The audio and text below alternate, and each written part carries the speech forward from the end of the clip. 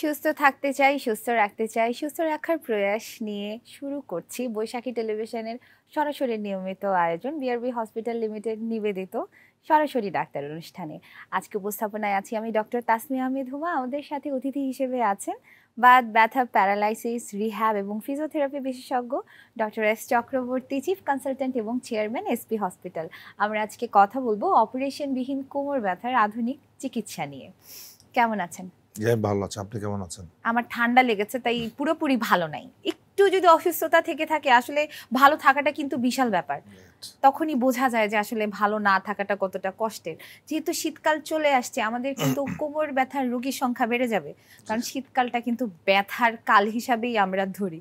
তো হচ্ছে যে আমরা আজকে কথা বলবো কোমর ব্যথার ডিটেলস নিয়ে। তো শুরুতেই আমি জিজ্ঞেস করতে চাচ্ছি যে কোমর ব্যথার রোগীর সংখ্যা আসলে কিরকম বাংলাদেশে? আসলে কোমর ব্যথা প্রচুর রোগী আছে, যেহেতু কোমর আসলে আমাদের সবসময় লোড নিচ্ছে। মেরুদণ্ডের সবচেয়ে বড় লোডিং জায়গা হচ্ছে আমাদের লাম্বার 4-5 S1 এই জায়গাটা, এবং এইখানটাতে সবচেয়ে বেশি ইনজুরি হয়, যেটা ভালনারেবল এই জয়েন্টটা, এখানে ইনজুরিটা বেশি হচ্ছে। এবং কোমর ব্যথা আসলে প্রচুর, যেটা বলে ব্যথার রোগী অলমোস্ট 70% পেইন। সেখানে কোমর ব্যথা, ঘাড় ব্যথা, হাঁটু ব্যথা, বিভিন্ন জয়েন্টে ব্যথা। এর মধ্যে সবচেয়ে বেশি থাকে হলো কোমর ব্যথার রোগী, কারণ হাঁটু ব্যথা পেশেন্টদেরও কিন্তু কোমরে ব্যথা হয়, ঘাড় ব্যথার পেশেন্টেরও কোমরে ব্যথা থাকে। সো কোমরে ব্যথা একটা কমন প্রবলেম। এটা আসলে ম্যাক্সিমাম মানুষের মধ্যে কোমর ব্যথা একটা এটা কমন হচ্ছে সমস্যা। বাংলাদেশের ঘরে ঘরে পাওয়া যাবে। সেজন্য আমি দর্শকদের বলে রাখছি, কোমর ব্যথা যেহেতু পেশেন্ট অনেক, সেহেতু আপনারা যারা যারা কোমর ব্যথায় ভুগছেন অনেকদিন ধরে বা আত্মীয় স্বজন ভুগছে অনেকদিন ধরে, যারা আজকে অনুষ্ঠান দেখছেন, যেহেতু এটা সরাসরি সম্প্রচার করা হচ্ছে, তাই স্ক্রলে দেখানো নম্বরে ডায়াল করে জেনে নিতে পারেন আপনার কোমর ব্যথার সম্ভাব্য সমাধানগুলো। আচ্ছা, আমরা কথা বলছিলাম কোমর ব্যথা নিয়ে। তো এই যে কোমর ব্যথার কারণগুলো আসলে কি কি কি কারণে কোমর ব্যথা হতে পারে? ধন্যবাদ। আসলে LBP বা লো back pain, low back pain হচ্ছে কোমরের টোটাল একটা ভাস্ট বড় একটা পরিসরে বলা হয় low back pain. Low back পেইনের অনেকগুলো কারণ থাকে, তার মধ্যে PLAD একটা মেইন কারণ, প্রোলাপস লাম্বার ইন্টারভার্টেব্রাল ডিস্ক। এটা কিন্তু একদম কমন প্রবলেম, যেটাকে আমরা বলছি মেকানিক্যাল ব্যাক পেইন। এছাড়া আরও অনেক কারণ আছে, যেমন টিউমার থেকে কোমর ব্যথা হতে পারে, বোন স্পাইন টিবি স্পাইন থেকে কোমর ব্যথা হতে পারে, ফ্র্যাকচার থেকে কোমর ব্যথা হতে পারে, স্পন্ডোলাইটিস থেকে কোমর ব্যথা হতে পারে, স্পন্ডোলেস্থেসিস থেকে কোমর ব্যথা হতে পারে। অনেক কারণে কোমর ব্যথা হয়ে থাকে, তার মধ্যে PLID একটা কিন্তু কমন প্রবলেম, যেটাকে আমরা বর্তমানে PLID এখন অনেকের মধ্যেই মানে জানা আছে, যাদের কোমর ব্যথা বেশিরভাগই এখন PLID-তে আক্রান্ত। কারণ এই ডিসপ্রোলাপসের চান্স সবচেয়ে বেশি, কারণ আমরা সবাই সামনে ঝুঁকে ঝুঁকে কাজ করি, যে কারণে আমাদের ডিসপ্রোলাপস হয়ে যাচ্ছে। অহরহ ঘটনাগুলো ঘটে যাচ্ছে। কেউ বালতির পানি তুলতে গিয়ে কোমর ব্যথা হচ্ছে, কেউ একটা ব্যাগ টান দিতে কোমর ব্যথা হচ্ছে, কেউ পায়ে লোশন দিতে গিয়ে কোমর ব্যথা পাচ্ছে, কেউ সকালে ঘুম থেকে উঠতে গিয়ে কোমরে ইনজুরি হচ্ছে। এইভাবে আমাদের কোমরের ডিসপ্রোলাপস হচ্ছে, এবং সেখান থেকেই রোগীর সংখ্যা বেড়ে যাচ্ছে। আচ্ছা, এই ডিসপ্রোলাপসের রোগী কি আসলে সবই বয়স্ক, নাকি হচ্ছে ইয়াং এজেও ডিসপ্রোলাপস না, হচ্ছে? ডিসপ্রোলাপস আসলে ইয়াং এজে বেশি পেয়ে থাকি, বয়স্কদের তুলনায় আচ্ছা, ইয়াং পেশেন্টদের কিন্তু আমরা রোগী বেশি পেয়ে থাকি। কারণ ডিসপ্রোলাপস যা সাধারণত দেখা যায় 15-20 বছর বয়সে আমরা যে প্রচুর পরিমাণে অ্যাবনর্মাল ওয়ার্ক করি, কারণ 15-20 বছর, 25 বছর, 30 বছর পর্যন্ত কিন্তু আমরা কোনো কিছুই বুঝি না। কোমরকে আমরা মনে করি এটা মনে হয় কখনোই কিছু হবে না, আচ্ছা, মানে যখন শরীরে শক্তি থাকে, মানে কোমর কিছুই না, নাথিং, যা খুশি তাই করা যায়। দেখা যায় আমরা ছোটবেলায় গ্রামে গিয়ে শুধু শুধু একটা ওয়েটকে আমরা ক্যারি করছি, দেখি কে কতটুকু পারি, কোমর বাঁকা করে। আমরা জানি না কিভাবে ওয়েট লিফটিং করতে হয়। সো এই যে ভুলগুলো করা হয়, ঘরে ঘরে মেয়েরা কি করছে, সামনে ঝুঁকে ঝুঁকে কাজ করছে, ঘর ঝাড়ু দিচ্ছে, কাপড় কাচ্ছে, ঘর মুছছে, কিন্তু ফিটনেস তাদের নাই। আমরা আবার একটু পরে এই কোমর ব্যথাটা নিয়ে কথা বলবো। একটা ফোন নিয়ে নিচ্ছি মাঝখানে। হ্যালো দর্শক। জি, আসসালামু আলাইকুম। ওয়ালাইকুম আসসালাম। আপনার নাম এবং বয়স বলে প্রশ্নটি করবেন। আমার নাম মোহাম্মদ আলী। আমি মিরপুর থেকে। আমার বয়স 54। আমি 4-5 বছর যাবতী প্রায় আমার ডান হাঁটুতে ব্যথা পাই। পরে ডাক্তারের কাছে গেলাম, এক্সরে করে দেখা গেল যে সামান্য হাড্ডি ক্ষয় আছে। যাই হোক, তারপরে আমাকে কিছু ফিজিওথেরাপি দিল, বললো যে স্ট্যাটিক সাইকেল চালাইতে। আমি স্ট্যাটিক সাইকেলটা কিনি নাই, অবশ্য আমি রানিং সাইকেলই কিনছি। কিন্তু শীতকাল আসার আগেই আমার ব্যথাটা বেড়ে যায়। এই বছরও বেড়ে গেছিল, এখন যদি একটু নিয়ন্ত্রণ আছে, তা আমাকে যদি একটু জানানো যায় যে আমি কি করতে পারি। আপনার কি কোমরে কোনো ব্যথা আছে? জি না, আমার কোমরে কোথাও কোনো ব্যথা নাই, শুধুই হাঁটুতে, রাইট হাঁটুতে একটু বেশি ব্যথা, বাম পায়ে একটু কম। আপনাকে আগে কোমরে ব্যথা ছিল কখনো? না না না, কখনো ছিল না? কোমরে কখনো ইনজুরি হয় নাই? জি না জি না, যতটা জানি আমি আর কি। কিছুক্ষণ হাঁটলে কি পায়ের শক্তি কম কম লাগে? না, শক্তিটা কম কম লাগে না, ধরেন যে আমি এখন সাইকেল চালাই, তো মাঝে মাঝে সাইকেল চালাইলে, বেশি সাইকেল চালাইলে হয়তো হাঁটুতে একটু ট্রেস পড়ে, এছাড়া আর কিছু না। কিন্তু দেখেন যে আমি 6 তলায় থাকি, সিঁড়িতে ওঠার সময় চেয়ে নামার সময় অনেক সময় কষ্ট হয়। আপনি নিচে উঠবস করতে পারেন? হ্যাঁ, উঠবস করতে পারি। উঠবস করতে কষ্ট হয় নিচে উঠা বসা? না, খুব কষ্ট হয় না। সিঁড়িতে ওঠা করতে কষ্ট হয়? সিঁড়িতে উঠতে খুব কষ্ট হয় না, মাঝে মাঝে নামতে কষ্ট হয়। ধন্যবাদ, আমরা বুঝতে পেরেছি। তার মানে সিঁড়িতে উঠতে গেলে যে কষ্ট হচ্ছে না, নামতে জি। গেলে কষ্ট হয়। কারণ কি? নামতে গেলে আমাদের শক্তি বেশি ইউজ করতে হয়। কারণ যখন আপনি ডান পাটা নিচের দিকে দিবেন তখন বডির ওজনটা কিন্তু বাম পা কন্ট্রোল করবে এবং সেটা কিন্তু ফ্লেক্স পজিশন। তার মানে কি? মাসেল আপনাকে ক্যারি করছে, বোনস কিন্তু না। আমরা হাঁটার সময় কিন্তু আমাদের বোনস কিন্তু আমাদের বডির ওয়েটটাকে ক্যারি করে, মাসেল আচ্ছা, কন্ট্রোল আচ্ছা, করে। আচ্ছা, কিন্তু আচ্ছা। বোনসের উপর আমরা কিছুটা লোড দিচ্ছি, বাট মাসেল সেটা কন্ট্রোল করছে। কিন্তু যখন আমরা সিঁড়ি দিয়ে নামতে যাচ্ছি, ওঠার সময় কিন্তু ঠিক তাই, বোনস কিন্তু লক করে আমরা উঠি, দেখবেন আচ্ছা। একটা হাঁটু লক না করে আরেকটা পা সামনে উপরে দেওয়া যায় না। কিন্তু নামানোর সময় কিন্তু পুরো উল্টাটা, যে একটা তো আপনি বাতাসে দিচ্ছেনই নামানোর জন্য, আরেকটাকে বেন্ড করছেন, না হলে কিন্তু আপনি নামতে পারবেন না। আচ্ছা। তখন পেশেন্টের কিন্তু শক্তি বডিটাকে কন্ট্রোল নিতে পারে না, যে কারণে নামার সময় তার বেশি ব্যথা। অনেক রোগীদের হাঁটু ব্যথা যাদের আছে তাদের সিঁড়িতে নামতে গেলে বেশি ব্যথা হয়, উঠতে গেলে যত ব্যথা, নামতে গেলে তার চেয়ে বেশি ব্যথা অনেক সময়। এবং তার মাসেল উইকনেস আছে, এখানে বডির ফিটনেস ফল করছে, আচ্ছা। ফিটনেস নাই, যে কারণে তার ব্যথাটা হচ্ছে। এবং এই যে বলছে হাড়ে একটু ক্ষয় আছে, ক্ষয় না, এটা আসলে বডির ওজন আঘাত করে করে কার্টিলেজকে এক সাইড দিয়ে ভেঙে ফেলেছে, আচ্ছা। যে কারণে তার কার্টিলেজটা একটা সাইডে কম দেখা যাচ্ছে। এটা এক্সরেতে বলছে আপনার ডিজেনারেশন বা অস্টিওআর্থাইটিস। কিন্তু এই অস্টিওআর্থাইটিস কারণটা আমাদের খুঁজে বের করতে হবে, এটা কেন হচ্ছে। এটা হতে পারে কোমরে তার ডিসপ্রলাপস আছে, বাট সে পেইন ফিল করছে না, অন্য কোনো কারণে হয়তো পেইন সে পাচ্ছে না। কারণ পেইন না অনেকেই পায় না, কোমর ব্যথা অনেকেই ফিল করে না, বাট কোমর ব্যথার কারণে আস্তে আস্তে পায়ের শক্তি কমে যায়, তখন হাঁটুর মধ্যে ইনজুরি হয়। সো এটা আসলে ওষুধ না খেয়ে আমি ওনাকে সাজেস্ট করি, এখানে ফিজিওথেরাপিটা খুব ভালো কাজ করবে। থেরাপির মাধ্যমে মাসেলকে স্ট্রং করতে হবে। থেরাপি মানে শেক দেওয়া না। অনেক আছে থেরাপি মানে হাঁটুতে শেক দিয়ে ব্যথা কমাচ্ছে, তো শেক দিয়ে ব্যথা কমানো আর পেইন কিলার খেয়ে ব্যথা কমানো একই জিনিস। শেক দিলে সাইড এফেক্টটা কম, পেইন কিলার সাইড এফেক্টটা বেশি, বাট দুটারই ট্রিটমেন্ট সিস্টেম কিন্তু একই, দুটাই পেইন কমাচ্ছে বাট ট্রিটমেন্ট করছে না। রোগীকে তার মূল জায়গা কিন্তু স্ট্রং করছে না, কিন্তু এক্সারসাইজ হচ্ছে মূল। তার মাসেলকে বিল্ড আপ করতে হবে, মাসেলে যদি শক্তি বাড়ানো যায় তাহলে তার নামতে আর ব্যথা হবে না, হাঁটাচলা করলে তার কার্টিলেজ ইনজুরি হবে না। সো এখানে সাইকেল চালানোটা খুব ভালো এক্সারসাইজ, এবং পাশাপাশি ফিজিওথেরাপি করতে হবে। আমি আপনাকে সাজেস্ট করবো আপনি একজন ফিজিওথেরাপি স্পেশালিস্টকে দেখে এক্সারসাইজ, ফিজিওথেরাপি, কারণ ফিজিক্যাল এক্সারসাইজ যেটা ওটা করতে হবে, অবশ্যই জেনে নিতে হবে যে কোন কোন এক্সারসাইজগুলো কতবার করবেন, কতক্ষণ করবেন, তাহলে ইনশাআল্লাহ ভালো থাকবেন এবং ভালো হয়ে যাবেন। ধন্যবাদ আপনাকে। আচ্ছা, স্টেডি সাইকেল আর রানিং সাইকেলে তো খুব একটা পার্থক্য নাই, দুটো তো বোধহয় মোটামুটি সেমই না, আউটকাম। দুটো আউটকাম সেম, বাট রানিং সাইকেলে তো রিস্ক থাকে, বাইরে যাচ্ছেন, পড়ে যাওয়ার চান্স আছে, অ্যাক্সিডেন্টের চান্স। আচ্ছা। আর ঘরে স্টেডি সাইকেল তো অ্যাক্সিডেন্টের চান্স নাই। যারা পারে না রাস্তায়, সবাই তো সাইকেল চালাতে পারে না, বয়স্করা তো সাইকেল চালাতে পারবে না, বাচ্চারা পারবে না। সো এই কারণে ঘরে স্টেডি সাইকেলটা সেফটি। বাট আমি মনে করি যারা সাইকেল চালাতে পারে তাদের জন্য বাইরের সাইকেল সবচেয়ে ভালো, কারণ সেখানে সব প্রচুর পরিমাণে অক্সিজেন পাচ্ছে, তার কাজ হচ্ছে। কারণ সাইকেল চালায় সে তার এক্সারসাইজ জন্য সাইকেল চালাচ্ছে না, নিশ্চয়ই কোনো কাজের জন্য যাচ্ছে। সো কাজের জন্য যে এক্সারসাইজটা হয় সেটা বেশি এফেক্টিভ ঘরে এক্সারসাইজ করার তুলনায়। আচ্ছা আচ্ছা, কোমর ব্যথা যদি কেউ টের না পায়, যেমন ডায়াবেটিসের জন্য তো অনেক সময় ডায়াবেটিক নিউরোপ্যাথি থাকে, এখন তো তখন যদি কখনো ডিস্ক প্রোলাপস হয়ে যায় আর পেশেন্ট যদি পেইন ফিল না করে, মানে ওই পেশেন্টদের জন্য আসলে লক্ষণগুলো কি, তারা কিভাবে বুঝবে? ডেভেলপ করবে, মাসেলের শক্তি কমে যাচ্ছে, পেশেন্ট দাঁড়াইতে পারে না, 5 মিনিট দাঁড়ালে পা ভার হয়ে যায়, তখন তার সেন্সেশন কমে যাচ্ছে, তখন বুঝতে হবে তার ডিসপ্রলাপস আছে।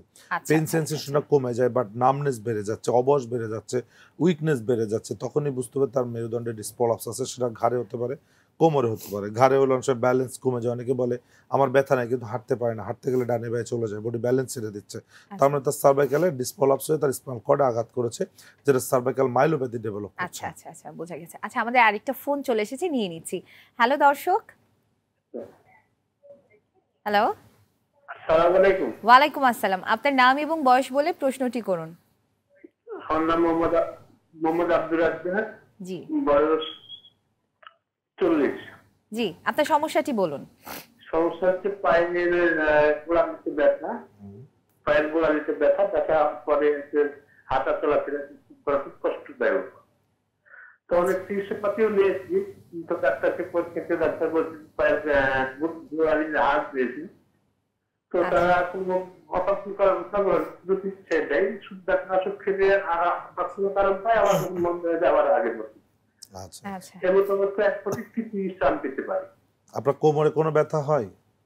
কোমরে ব্যথা তেমন একটা ব্যথা দেখি না, মাঝে মধ্যে হয়তো বা কোনো কোনো খুব কম এটা আর কি গোড়ালি ব্যথা দুইটা কারণে হয়, একটা হচ্ছে কোমরে ডিসপ্রলাপস থাকলে হয়, আর একটা গোড়ালিতে স্পুর বেড়ে গেলে এটা হতে পারে। স্পুর বেড়ে গেলে আসলে এর কোনো ট্রিটমেন্ট নাই, কারণ এখানে পেন কিলার দিয়ে স্টেরয়েড দিয়ে কিছুক্ষণ কমানো যায়, কিন্তু আলটিমেটলি এটা তো এখানে আমরা বলি কি খালি পায়ে না হাঁটতে জুতা বা সফট স্যান্ডেল পরে তাকে সবসময় হাঁটতে হবে, কারণ আমরা তো এখন আচ্ছা। মাটি পাই না, সব জায়গায় এখন শক্ত জায়গা, হ্যাঁ যে কারণে একটা ইনজুরি হতে থাকে। সো সফট জুতা পরলে ইনজুরিটা হয় না, সেক্ষেত্রে ব্যথাটা কন্ট্রোলে থাকে। আরেকটা হচ্ছে এই জাতীয় রোগীদের ম্যাক্সিমাম ক্ষেত্রে আমরা যেটা পাই লাম্বারে ডিসপ্রলাপস পেয়ে থাকি, যে এই রোগীদের কমপ্লেন থাকে সকালে ঘুম থেকে উঠলে ব্যথা করে, একটু হাঁটলে কমে যায়, তার মানে এটা ডিসপ্রলাপসের কারণে হচ্ছে। সেটা কোমরের ট্রিটমেন্ট করতে হবে, তার আগে অবশ্যই কোমরেটা এমআরআই করে নিতে হবে, এমআরআই করে দেখে ফিজিওথেরাপি করলে এটা ভালো হয়ে যায়। দর্শক আমি আপনাকে সাজেস্ট করবো যে আপনার যেমন পায়ে গোড়াতে স্পুর আছে, ঠিক তেমনি কোমরটাকে আপনাকে এমআরআই করতে হবে, একটা কোমরে এমআরআই করে দেখতে হবে ডিসপ্রলাপস আছে কিনা, থাকলে এটা ফিজিওথেরাপির মাধ্যমে ভালো করতে হবে। এবং আপনার জুতা পরে খালি পায়ে হাঁটা যাবে না, নরম জুতা ব্যবহার করতে পারেন, তাহলে আপনার এই স্পুর কাটার কোনো প্রয়োজন না, কারণ স্পুর অপারেশন করলে আরও বেশি বেড়ে যাবে। সো এখানে বেনিফিট তেমন একটা আসবে না। সো বেটার হলো যে আপনি সফট কুশন জাতীয় সফট নরম জুতা ব্যবহার করেন এবং ফিজিওথেরাপির মাধ্যমে মাসলকে স্ট্রং করেন, কোমরের ট্রিটমেন্ট করেন। ধন্যবাদ আপনাকে। হিল গার্ড ইউজ করা যাবে তো না Heel guard এটার use জন্য? করবেন। আচ্ছা তার মানে দেখা যাচ্ছে যে হাঁটু ব্যথা হোক আর গোড়ালি ব্যথা হোক আলটিমেটলি কালপ্রিট কিন্তু কোমর। কোমর, রাইট। কোমর মেরুদণ্ড হচ্ছে অল ইন অল। মেরুদণ্ড আমাদের সর্বপ্রথম ইনজুরি হওয়ার চান্স ম্যাক্সিমাম রোগীর ক্ষেত্রে।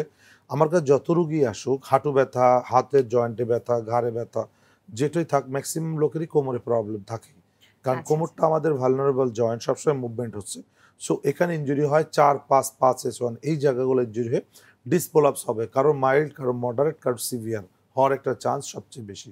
আচ্ছা এটা যাতে না হয় প্রিভেনশনের জন্য কি আগের থেকে কোনো ধরনের এক্সারসাইজ আছে যেটা রেগুলার করলে আর আমাদের এটা হওয়ার চান্স রাইট, থাকে না? অবশ্যই আছে। এটা প্রিভেনশন ইজ বেটার দেন কিউর। এটা হচ্ছে আচ্ছা বডির ফিটনেস রাখতে হবে, যে আপনি কি কাজ করবেন সেই কাজের ধরন অনুযায়ী আপনার ফিটনেস রক্ষা করতে হবে। যেমন ক্রিকেট প্লেয়াররা খেলা করে, ওদের ফিটনেস দিয়ে খেলতে নামালে ওদের ডিসপ্লাপস হবে না, কারণ ওদের ফিটনেস আছে, ডিসপ্লাপস হওয়ার চান্স নাই।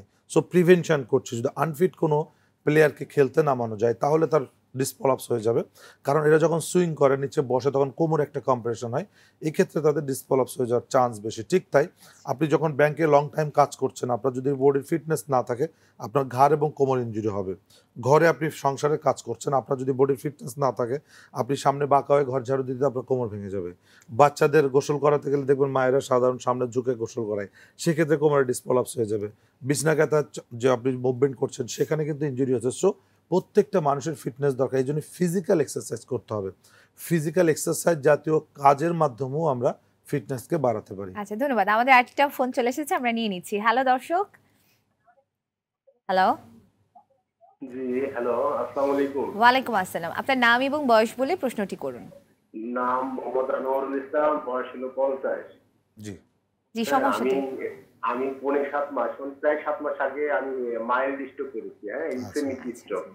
তো আমার প্রশ্ন তারিখ আছে যে আমি এখনো ওই ভালোভাবে হাঁটতে পারছি না, আমি আমার শরীরে শক্তি আসছে না। আচ্ছা আচ্ছা। হ্যাঁ, আচ্ছা আপনি কোনো চিকিৎসা এই জন্য করছেন? কি করছি? জি স্যার, কি চিকিৎসা করছেন? আমি নিউরোলজিস্টের সাথে চিকিৎসা নিচ্ছি। কি মেডিসিন খাচ্ছেন না? ফিজিওথেরাপি নিচ্ছি। ফিজিওথেরাপি কোথায় নিচ্ছেন? নিচ্ছি আমার বাড়ি চুয়াডাঙ্গাতে নিচ্ছি, ওখানে উনি ইন্ডিয়া থেকে একটা কোর্স করছেন, বা ওনাকে শুনছি। আচ্ছা, ধন্যবাদ আমার উত্তরটা দিচ্ছি। আসলে জি। স্ট্রোক থেকে যে প্যারালাইসিসটা হচ্ছে এটা শুধু ওষুধে ভালো হবে না, ওষুধ হচ্ছে তার ফার্দার স্ট্রোকগুলোকে প্রিভেনশন করার জন্য, কিন্তু আচ্ছা। যে সাইডটা তার অবশ হয়ে গেছে বা উইক হয়ে গেছে সেটাকে ফিজিওথেরাপি দিতে হবে। এই ফিজিওথেরাপি হচ্ছে ব্রেনের ফিজিওথেরাপি, আচ্ছা মাধ্যমটা হচ্ছে হাত পা। অনেকে আছে শুধু ব্যায়াম করায়, ব্যায়াম করলে কিন্তু ভালো হয় না, আরও খারাপ হয়ে যাওয়ার চান্স থাকে। আসলে এক্সারসাইজের মাধ্যমে রিএডুকেশন, ব্রেনকে আবার অ্যাক্টিভিটিস করানো, আসলে নিউরোপ্লাস্টিসিটি বাড়ানো, আমাদের ব্রেনের যে ক্ষমতা আছে, কারণ ব্রেনে কিছু সেল ড্যামেজ আছে, আশপাশে যে সেলগুলো থাকে সেইগুলোকে অ্যাক্টিভ করা, সেইগুলোকে পুনরুজ্জীবিত করা, তাদেরকে দিয়ে আবার ফাংশনে নিয়ে আসে। সেই জন্য আমাদেরকে রিএডুকেশন এক্সারসাইজের মাধ্যমে, থেরাপিউটিক এক্সারসাইজের মাধ্যমে রিএডুকেশন দিলেই সে আবার আস্তে আস্তে স্বাভাবিক লাইফে চলে আসতে পারবে। তো আমি ওনাকে সাজেস্ট করবো যে আপনি একজন ফিজিওথেরাপি স্পেশালিস্টকে দেখেন যে ভালো বাংলাদেশে যেমন সিআরপি আছে, এসপি হসপিটাল আছে, আপনি ভালো ফিজিওথেরাপি স্পেশালিস্টকে দেখান, এবং যশোরে বিজ্ঞান ও প্রযুক্তি বিশ্ববিদ্যালয় ওখানেও আছে। তো ভালো ফিজিওথেরাপিস্টকে দেখান যিনি আপনার এই জিনিসটা এক্সপ্লেন করবে এবং কিভাবে ভালো হয়, কারণ চিকিৎসার আগে আগে বুঝতে হবে যে আসলে কোনভাবে আমাদের ট্রিটমেন্টটা করা উচিত, সেইভাবে সঠিক ট্রিটমেন্ট নিতে হবে। শুধু ব্যায়াম করলে হবে না, ব্যায়ামটা ওয়ান কাইন্ড অফ কবিরাজি। আগে যেমন কবিরাজরা কী হতো, মালিশ করতো, ব্যায়াম করতো, স্ট্রোক রোগীদের, প্যারালাইসিস রোগীদের ঝাড়ফুঁক করতো। তো সেটাতে কিন্তু আমরা বেরোয় আসতে চাচ্ছি যে আমরা যেন কবিরাজি করে রোগীদেরকে ক্ষতি না করি, কারণ তারা না বুঝেই কাজটা করতো। তো এখন যেটা হচ্ছে, অনেকে ব্যায়াম করছে, এটাও কিন্তু সেম কবিরাজি। বাসায় বসে সে কিছু বোঝে না, ব্যায়াম করাচ্ছে। কিন্তু কেন করাচ্ছি? স্ট্রোকটা করেছে কোথায়? ব্রেনে। হাতের ব্যায়াম করে আমার লাভটা কি? হাতের ব্যায়ামটা কিভাবে করবো? এখানে আছে হাতের ব্যায়ামটাই করতে হবে, কিন্তু কোন সিস্টেমে করতে হবে, যেটা বিভিন্ন টাইপ আছে। যেমন অ্যাক্টিভ এক্সারসাইজ আছে, প্যাসিভ এক্সারসাইজ আছে, active resisted exercise, active resisted exercise আছে, ওয়েট বেয়ারিং এক্সারসাইজ। কেন আমরা করব, কোনটা করব, এগুলো আসলে অনেক কিছু শিক্ষণীয় বিষয় আছে যেটা আমার ব্রেনকে শেখাচ্ছি। যেমন দেখবেন স্ট্রোক পেশেন্টরা খুব দ্রুত পায়ের রেজাল্ট ভালো হয়, পা ভালো হয়ে যায়। ম্যাক্সিমাম লোকের দেখবেন যে ট্রিটমেন্ট ছাড়াই পাটা অনেক ভালো হয়ে গিয়েছে, কিন্তু হাত ভালো হচ্ছে না। তার কারণটা কি? কারণ হচ্ছে কি, যে স্ট্রোক রোগী ঘরে থাকলেও দেখবেন জোর জুলুম করেও সে বাথরুমে যায়, মানে দুজন ধরছে, ট্রেনে হেসে বাথরুমে যাচ্ছে। এই যে ট্রেনে হেসে যাচ্ছে, ফলে কি হচ্ছে, তার যে পাটা এফেক্টেড পায়ের উপরে কিন্তু বডির লোড দিচ্ছে। এই যে লোডটা নিচ্ছে, দিস ইজ অ্যাক্টিভ এক্সারসাইজ। এটা কিন্তু পেশেন্ট নিজে করছে। এই যে অ্যাক্টিভ, এই যে প্রেশার দিচ্ছে, প্রেশারটা ব্রেন শিখছে যে পায়ের উপর প্রেশার দিতে হবে। এই প্রেশারটার কারণে পায়ের শক্তি কিন্তু অটোমেটিক ফিরে আসতেছে। কিন্তু হাতের উপর কখনোই সে প্রেশার দেন, হাত সবসময় ঝুলায় রাখছে, বেঁধে রাখছে। সো বডির প্রেশারটা হাতের উপর না দেওয়া পর্যন্ত হাতের ফাংশনগুলো আসবে না। সো এই যে ওয়েট বেয়ারিং, যেটাকে আমরা বলছি, ওয়েট বেয়ারিং একটা গুড এক্সারসাইজ, যেটা আমাদের ব্রেন শিখে নিচ্ছে যে কীভাবে আমার পাটা মাটিতে রাখতে হবে, কীভাবে পায়ের উপর লোড দিতে হবে। এই জিনিসগুলো একজন ফিজিওথেরাপি বিশেষজ্ঞ ভালো বোঝে, তার কাছ থেকে বুঝে নিয়ে দেন ফিজিওথেরাপি করলে এটা ফিজিওথেরাপির মাধ্যমেই ভালো করা সম্ভব। ধন্যবাদ আপনাকে ফোন করার জন্য। আচ্ছা, তাহলে প্যারালাইজ পেশেন্টগুলো যখন ফার্স্টে যায় হসপিটালে গেলে, ওনাদেরকে আসলে হসপিটালে থেকেই কিছুদিন তাহলে এগুলো শিখিয়ে দেওয়া উচিত, হ্যাঁ, বাসায় প্র্যাকটিস করার থেকে। এটা আসলে হসপিটালের থেকে বিশেষজ্ঞের হাতে করে দেন পেশেন্টকে শেখাই দিতে হবে। পেশেন্ট যেন সেলফ করতে পারে, মানে এটা হেল্প কতদিনের করবে। ডিউরেশন লাগে থাকার জন্য? এটা আসলে এটা ডিপেন্ড করে তার ইনজুরির উপর। অনেক রোগী আছে 7 দিনের মধ্যে ভালো হয়ে যায়, অনেক আছে 1 মাস 1.5 মাস লাগে, অনেকে 3 মাস পর্যন্ত লাগতে পারে, সময় লাগতে পারে। খুব কম সংখ্যক পেশেন্টের সময় বেশি লাগে, ম্যাক্সিমাম পেশেন্ট দ্রুত ভালো হয়ে যায় যদি সঠিক ট্রিটমেন্ট সঠিক সময় দেওয়া যায়। এবং আমরা চেষ্টা করি পেশেন্টকে শিখিয়ে দিতে, আর পেশেন্টের রিলেটিভ যারা থাকবে তারা হেল্প করবে, কেউ করে দিবে না। করে দিলেই সর্বনাশ। স্ট্রোক পেশেন্টকে যত আপনি করে দিবেন, ও কিছু করবে না। দেখবেন একটা স্ট্রোক পেশেন্টকে শুয়ে রাখেন, ও শুয়ে থাকবে, উঠতে যাবে না, বছরের পর বছর শুয়ে থাকবে, একবারও সে বলবে না আমাকে ওটাই বসাও, কারণ সে শুয়ে থাকতে মজা পায়। এই কারণে বলছে পেশেন্ট, স্ট্রোক পেশেন্টদেরকে সবসময় নিজের উপরে সবকিছু ছেড়ে দিতে হবে, নিজের কাজ নিজে করুক। পাশের লোক শুধু হেল্প করবে, সহযোগিতা করবে, বাট করে দিবে না। করে দিলেই রোগীর ক্ষতি হচ্ছে। আচ্ছা, আমাদের তো হচ্ছে অনুষ্ঠানের একদম শেষ পর্যায়ে চলে এসেছি আমরা, তো আমাদের শেষ করে নিতে হবে। তাই আমি আপনার কাছ থেকে রোগীদেরকে বলতে চাচ্ছি, যারা প্যারালাইজড পেশেন্ট আছেন বা আত্মীয় স্বজন মধ্যে আছেন, তাদের ব্যাপারে যদি কোনো একটা অ্যাডভাইস থাকে, আপনার অ্যাডভাইস শুনে। আসলে স্ট্রোক তো এটা একটা দুর্ঘটনা, জাস্ট একটা অ্যাক্সিডেন্ট। তো এটা হতেই পারে যে কারণ, আমি এখন বসে আছি, আমার যে কালকে স্ট্রোক হবে না বা একটু পর হবে না তা না। তবে স্ট্রোক পেশেন্টের সঠিক চিকিৎসা বাংলাদেশে আছে, সঠিক ফিজিওথেরাপির মাধ্যমে তাদেরকে সুস্থ করা সম্ভব। সো যদি তাদের সঠিক চিকিৎসা না দেওয়া হয়, তাহলে বছরের পর বছর ঘরে পড়ে থাকবে, সে ঘরের বোঝা হবে, দেশের বোঝা হবে, জাতির বোঝা হবে। সো সেই জন্য সবাইকে সতর্ক থাকতে, স্ট্রোক করার সাথে সাথে একজন রিহ্যাব স্পেশালিস্ট বা ফিজিওথেরাপি স্পেশালিস্টকে দেখাইতে হবে। যে কারো দিয়ে ঘরে বসে নিজে ব্যায়াম করা যাবে না। ধন্যবাদ আমাদের সাথে থাকার জন্য। দর্শকবৃন্দ, বিদায় সময় হয়ে গেছে, বিদায় নিয়ে নিব। আপনাদেরকে আবারও বিআরবি হসপিটালস লিমিটেড নিবেদিত সরাসরি ডাক্তার অনুষ্ঠান দেখার আমন্ত্রণ জানিয়ে আমি বিদায় নিয়ে নিচ্ছি। ভালো থাকবেন, সুস্থ থাকবেন, আল্লাহ হাফেজ। চোখ রাখুন বৈশাখী টেলিভিশনের পর্দায়।